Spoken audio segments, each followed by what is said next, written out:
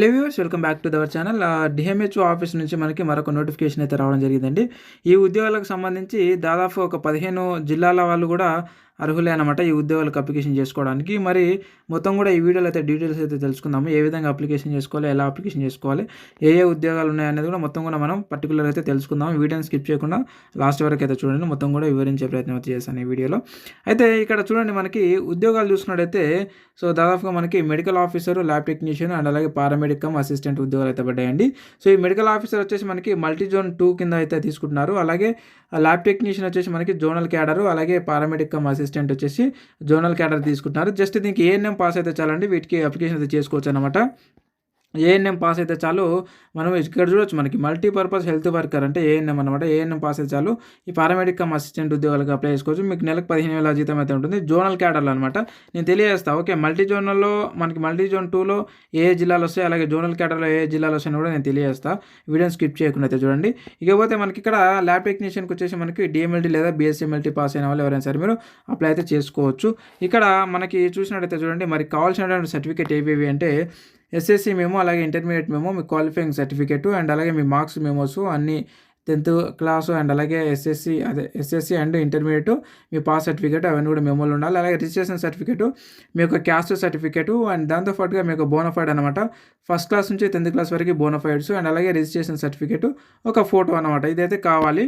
ఇవన్నీ కూడా ఒక జిరాక్స్ సెట్ ఒరిజినల్స్ తీసుకొని మీరు ఇంటర్వ్యూకి అయితే వెళ్ళాల్సి ఉంటుంది. ఆ ఇంటర్వ్యూలో మీకు ఒక 90 మార్కులేమో మీకు ఏదైతే క్వాలిఫైడ్ అయినటువంటి క్వాలిఫికేషన్ ఉందో ఆ క్వాలిఫికేషన్కి 100 మార్కులలో 90 మార్కులు అయితే ఇస్తారు మీకు వచ్చినటువంటి మార్కులను అనుసరించి. అలాగే మిగతా 10 మార్కులు ఇంటర్వ్యూలో మీతో ఇంటర్వ్యూ చేస్తారు. మీ సెల్ఫ్ ఇంట్రడక్షన్, మీ సబ్జెక్ట్కి సంబంధించినటువంటి ఇన్ఫర్మేషన్ని వాళ్ళు ఇంటర్వ్యూలో అడగడం జరుగుతూ ఉంటుంది. సో దానికన్నా ఒక 10 మార్క్స్, మొత్తం కూడా 100 మార్క్స్కి అయితే మీకు సెలెక్ట్ చేసుకోవడం అయితే జరుగుతూ ఉంటుంది. ఇప్పుడు మనము మల్టీ జోన్ 2 కింద ఏ వస్తాయి, అలాగే జోనల్ క్యాడర్ కింద ఏ జిల్లాలు వస్తాయి ఒకసారి చూద్దాం మనము. చూడండి, మనకి మల్టీ జోన్ 2 కింద కదా. సో మల్టీ జోన్ 2 కింద వచ్చేసి మనకి జిల్లాలో ఎన్ని ఉన్నాయంటే సూర్యాపేట, నల్గొండ, భువనగిరి, యాదాద్రి, జనగాం డిస్టిక్, అలాగే మేడ్చల్, మల్కాజ్గిరి, హైదరాబాద్, రంగారెడ్డి, సంగారెడ్డి, వికారాబాద్, మహబూబ్ నగర్, నారాయణపేట, జోగులాంబ, గద్వాల, వనపర్తి, నార్కల్ డిస్టిక్. ఈ 15 జిల్లాలు కూడా మల్టీ జోన్ 2 కిందకి అయితే వస్తాయండి. వీళ్ళందరూ కూడా అప్లికేషన్ చేసుకోవచ్చు. అలాగే zonal cadre, okay, zonal cadre కింద మనకు చూసుకున్నట్టయితే చూడండి, మనకి జోనల్ క్యాడర్ అంటే మనకు మహబూబ్ నగర్ జిల్లాకి సంబంధించింది కాబట్టి జోనల్ క్యాడర్ వచ్చేసి 7వ జోనల్ అనమాట. సో జోగులాంబ, మహబూబ్ నగర్, నారాయణపేట, జోగులాంబ, గద్వాల, వనపర్తి, నార్కల్ డిస్టిక్ ఇవన్నీ కూడా జోనల్ క్యాడర్ కిందకి వస్తాయి. మిగతావన్నీ కూడా జోనల్ 2 కిందకి అయితే రావడం జరుగుతూ ఉంటుంది అనమాట. సో మల్టీ జోన్ 2 కిందకి అయితే రావడం జరుగుతూ ఉంటుంది. సో ఈ విధంగా వీళ్ళందరూ కూడా అప్లికేషన్ చేసుకోవచ్చు. ఇక్కడ ఇప్పుడు మనం చెప్పుకున్నటువంటి జిల్లా వారందరూ కూడా మరి ఎప్పటివరకు ఇవ్వాలనేది కూడా ఒకసారి తెలుసుకుందాం మనం. మరి ఈ యొక్క అప్లికేషన్ లాస్ట్ డేట్ ఎప్పటివరకు ఉంది మనకంటే ఈ నెల మనకు 30 తారీఖు వరకు అయితే ఇవ్వడం అయితే జరిగింది. మధ్యాహ్నం 12 గంటల వరకు మాత్రమే.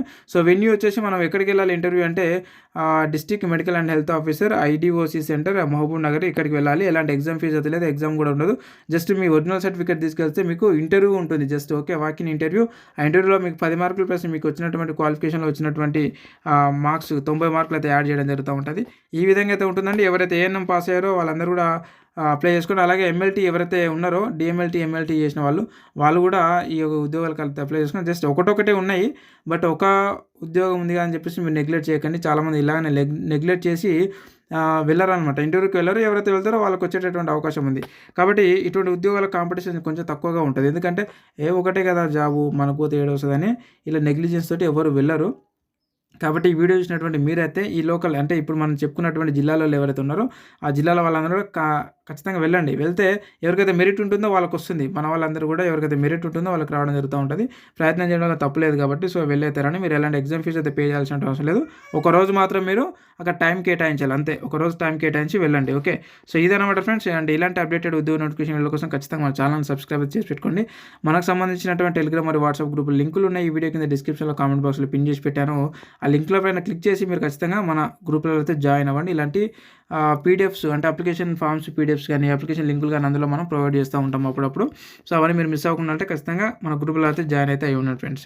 Thank you very much. మరొక అప్డేటెడ్ ఉద్యోగ నోటిఫికేషన్ మళ్ళీ కలుగుతుంది. Thank you. ఏ డౌట్ ఉన్నా సరే వీడియో కింద కామెంట్ రూపంలో అడగండి, అక్కడ నుంచి నేను క్లారిఫై చేయడానికి ప్రయత్నం చేస్తాను. సో టైం ఉన్నప్పుడు మొత్తం అందరికీ ఒకేసారి మీకు రీప్లై ఇవ్వడం జరుగుతూ ఉంటుంది. సో ఇదన్నమాట friends. Thank you very much.